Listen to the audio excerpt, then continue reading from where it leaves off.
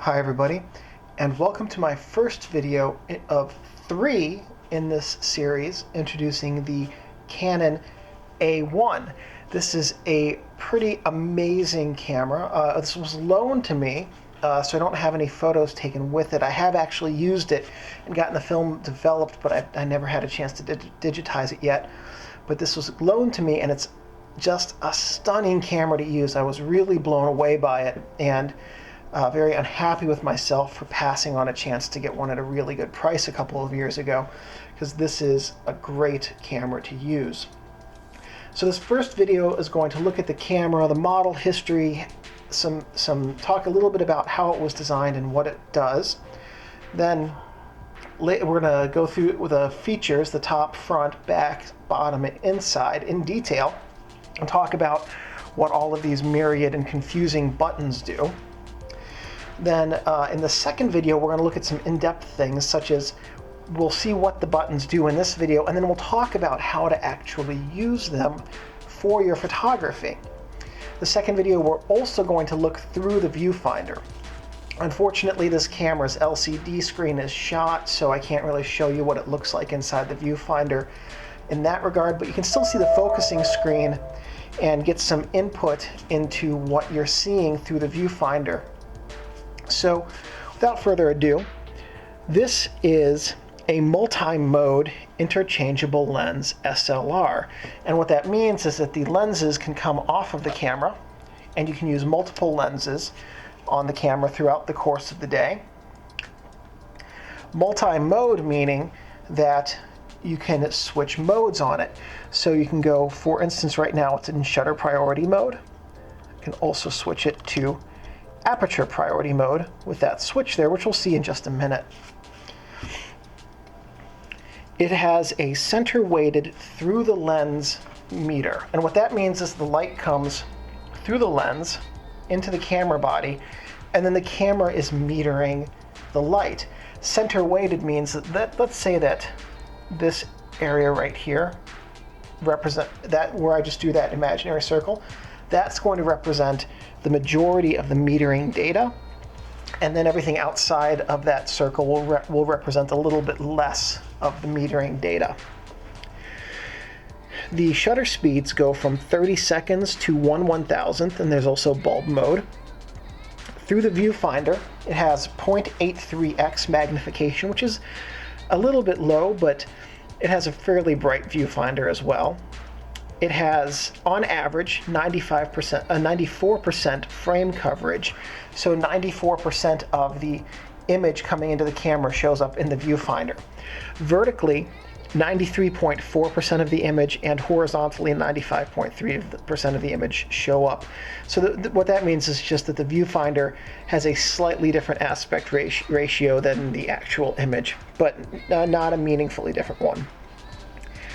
It has the standard rangefinder split prism screen, and I believe that these screens are not interchangeable. They are not.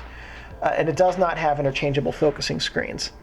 It has an X-Sync flash at 1/60th of a second and slower, and it also can sync FP and M bulbs at 1/30th and slower. However, FP and M bulbs aren't made anymore, so you don't really have to worry about that when you're using these cameras now. So this camera's target market was the semi-professional audience and advanced users as well. There are a lot of advanced features on this camera, which can be pretty difficult to use and pretty daunting to new users, and require some experience using cameras. It has no plastic gears inside of it. So compared to the AE1, AE1 program, AV, and AT1, which are the lower end models in the A series, this is the only one that is all metal. That said, it's still susceptible to the Canon A series squeak, although fortunately this model does not have that. So no plastic gears, made from entirely of machined metal for the gears, and they're really durable. These cameras will last a very, very long time. It has an ISO range from 6 to 12,800, which is the most of any film camera I've ever used. I was kind of staggered when I saw it. I don't even know what 12,800 would be for. I guess if you want to push 3200 ISO, film 2 stops. But At any rate, you can do it with the meter. This contains about 12.5 new technologies in the camera that were revolutionary. And this really, cameras like the Canon A-1 and the Canon F1 were reasons why Canon made such amazing cameras and had such a good reputation in the 70s, because their FD cameras were really stunningly well thought out and well built. And this and the F1 are very good examples of that. This was produced by Canon Camera KK Company, which I believe is now just Canon Incorporated, from 1978 to 1985, which is 8 years, is a pretty good production, or 7 years, I guess, was a pretty good production run for a camera. And especially in the 70s and 80s when the camera market was changing so much. It was produced in Japan exclusively. So it had no direct predecessor models. This camera sprung out of Canon's A-series redesign, and Canon rebooted the A-series. They'd had other ones like the FTB and some others, and when they came up with the A-series, they decided to do it from scratch. And so this A1 is the flagship of the A-series redesign. The Canon A1 was produced concurrently with the F1, which was their pro-level system camera, the AE1, which is fairly well known, the AT1, which is a lower-end model, the AE1 program, and the the AL1, another lower-end model, as well as the T70 and T80 cameras. This was followed by no direct successors, but going from left to right, over here, we have the strap lugs, and those are actually kind of on the front. They're little silver strap lugs there. Then we have the ISO lock button, and that's out here. There's a little silver button that you push down, and that allows you to adjust the ISO dial.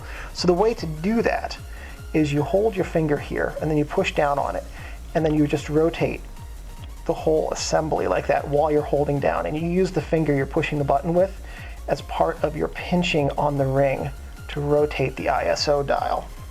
So there are a couple other videos about this camera on YouTube, and at least one of them they show you how to do that incorrectly. What I just showed you is the proper way to do that. The ISO dial has these numbers from 6 to 12,800 going around the left side here, and so when you adjust the white notch right now, which is at 400, that's what sets the film speed. Or if you've only ever used a digital camera, film speed is the same as image sensitivity. The exposure compensation dial is right here. It's built into the ISO dial.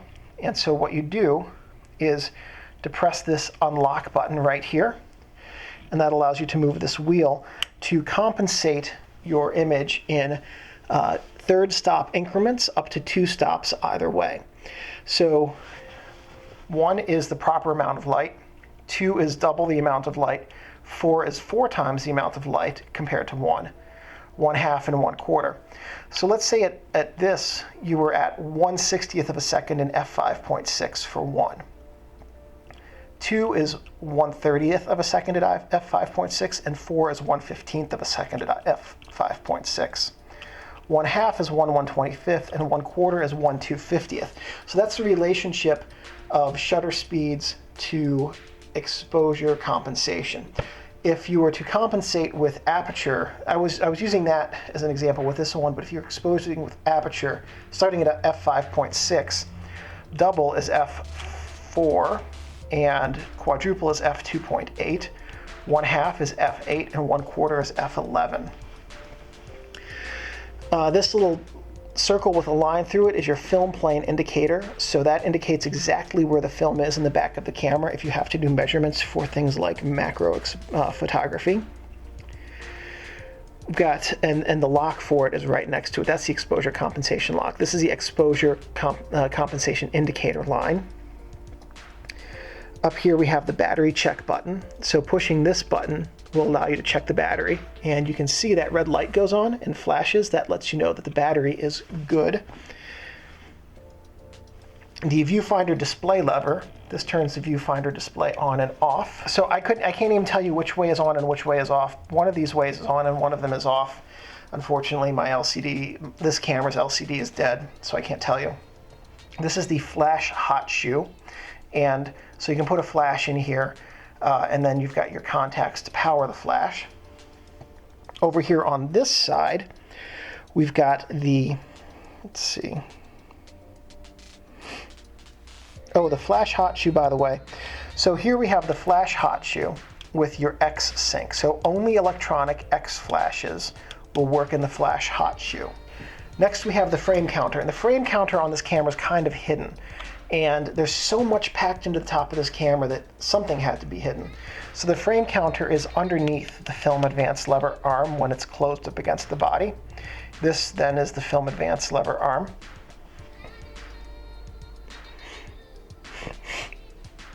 Here we have the exposure mode window. They call it the AE exposure mode window, but it will tell you whether you're an AV, which is aperture priority, or TV, which is shutter priority. TV stands for time value, AV stands for aperture value. So when you're in AV, you've got a little gold dial up here, and when you're in TV, you've got a black dial. And so what happens is in TV, you adjust your shutter speed, and in AV, you adjust your aperture, assuming you have a lens with an automatic diaphragm. So then this switch right here with the little white line on it that's currently pointing to AV is your exposure mode adjustment switch. Here we have the lens shutter release button, your battery check light. This is your double exposure switch. So here we go with the red dot shown. It's now set to take a double exposure. And you reset it by advancing the film arm. There we go. So if you're using this and you're like, oh, shoot, I didn't actually mean to hit the double exposure switch, that's an issue. Well, no, you can just reset it by advancing the film arm, because when that is red, you move the film arm and it doesn't actually take another picture.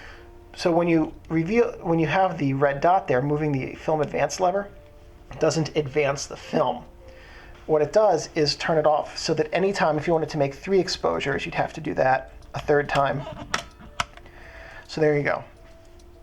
Here, this dial, this lever right up here on the top goes from A to L to 2 to 10. A is active, I guess is what it stands for. It means your camera's ready to go. L stands for lock, so I cannot take a picture, I can't push the shutter button down. 2 is a 2-second self-timer, and 10 is a 10-second self-timer. So it's your camera lock and self-timer switch for that. Going now to the front of the camera, what we have the power grip over here, and the power grip you can take off, and that reveals a connection that you use with the power winder and grip. The 3rd video in this will show you how to use the A-1 winder, which does not have a grip built into it. There's another winder with a grip that comes up like that. I do not have that grip, so I don't have any way to show you how to use it, unfortunately. Come on, get it in there. Anyway, we'll put that back in later. Here we have the battery door, and you can see in there the battery. This is the lens mount. It's before that, here's this little switch right here, puts a guard up over the dial.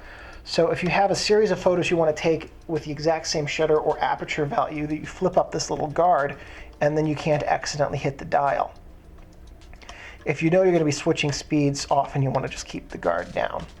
But that's a really nice feature that I actually kind of wish more cameras had, because if, say you're at a sporting event, and you know you're going to be taking a bunch of shots at 1/2000th or 1/1000th in this camera's case, so the second at the same aperture, because it's indoors, the lighting is the same, you've got the same lens on, then it'd be good to have that covered. I have personally, admittedly, taken multiple shots of something, 400 of them last weekend, where I accidentally bumped the shutter speed dial and didn't realize it for half an hour. So it's really frustrating when you lose a whole bunch of shots because of a silly goof like that and waste a bunch of time. At any rate, so here's the lens breech mount. It's not a bayonet mount, it's a breech mount, which means that the camera's breech mounts onto it, and then the camera has a part that, or the lens has a part that rotates. You don't physically rotate the whole lens. Now later, FD lenses, you did actually physically rotate the whole lens. It was sort of a half breech, half bayonet hybrid. Canon realized that everyone preferred the bayonet mount over the breech mount.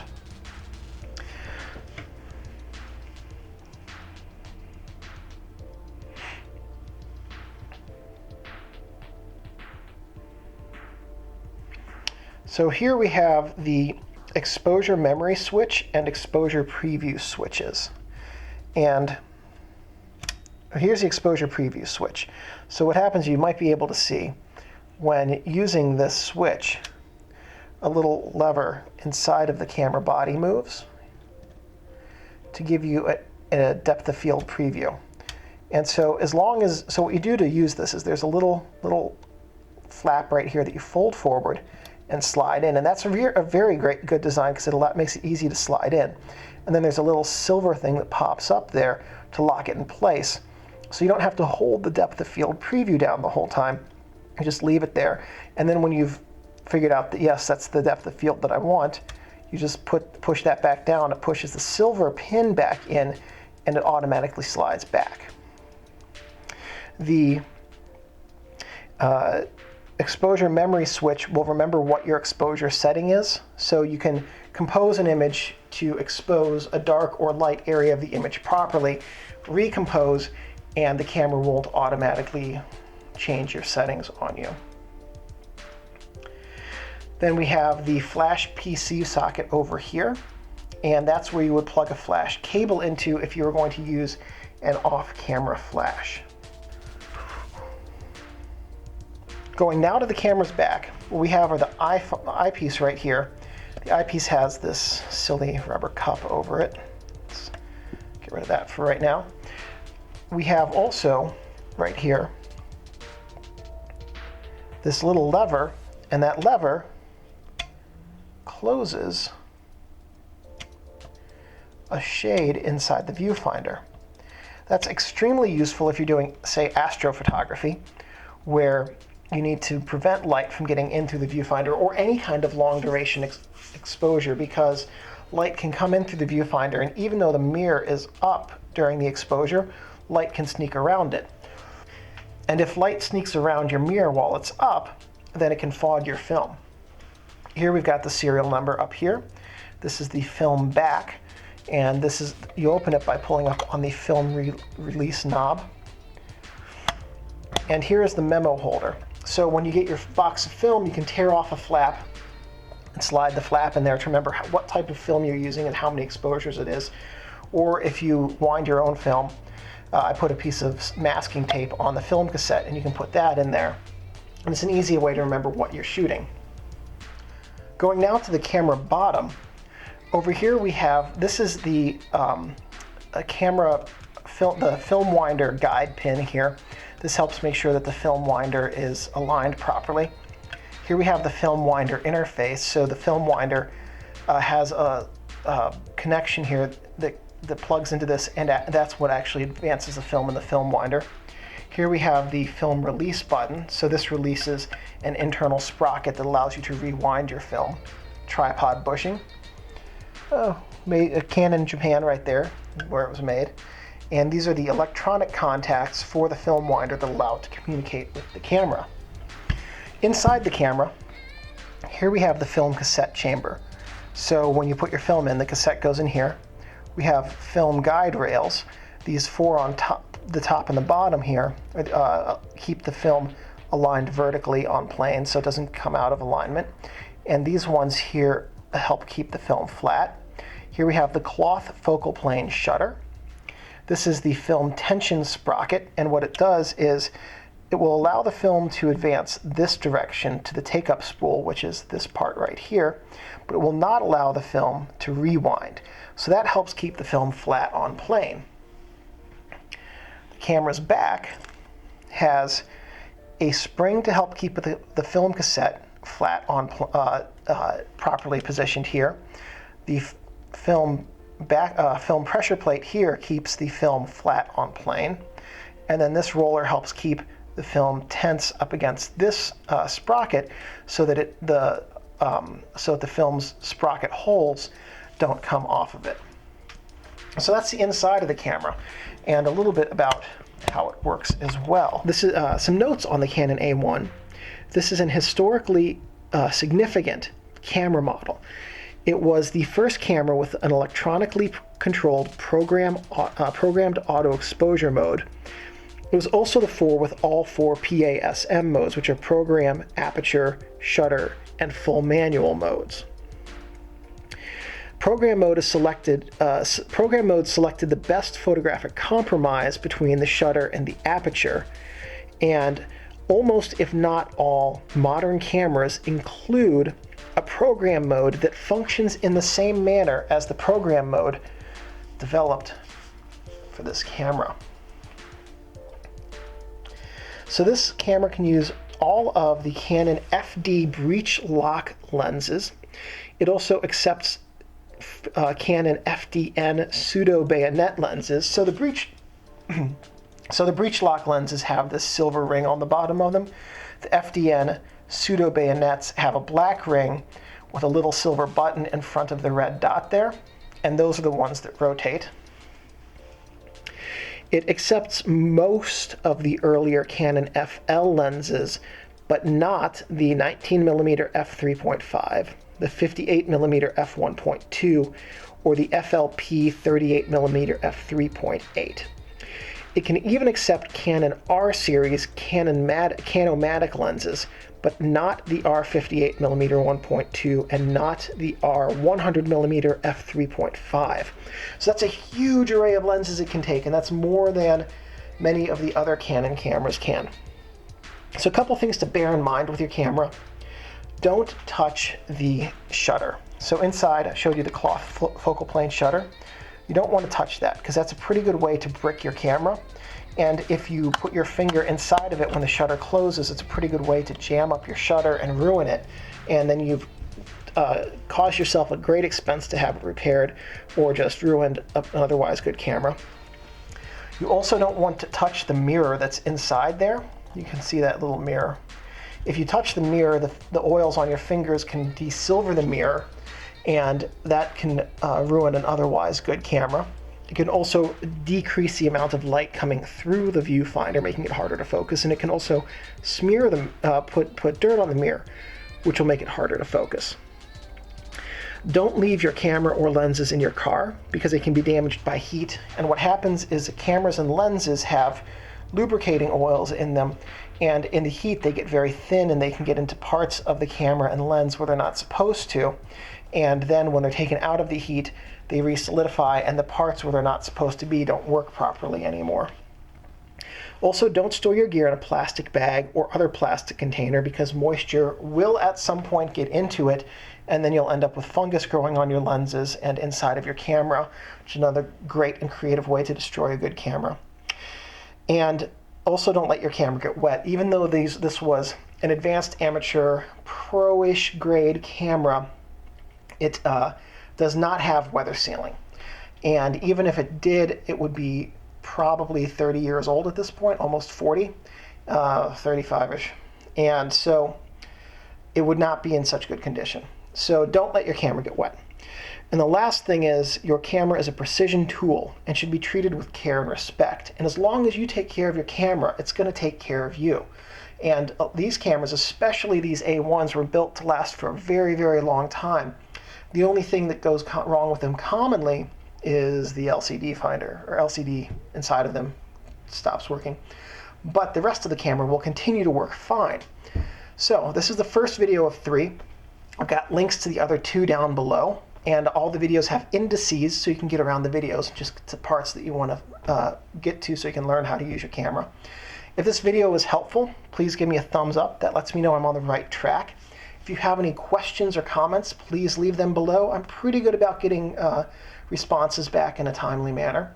If you have suggestions for future videos, if I have the technical knowledge and equipment, I'm more than happy to film those for you guys. And one last thing, thank you guys for watching.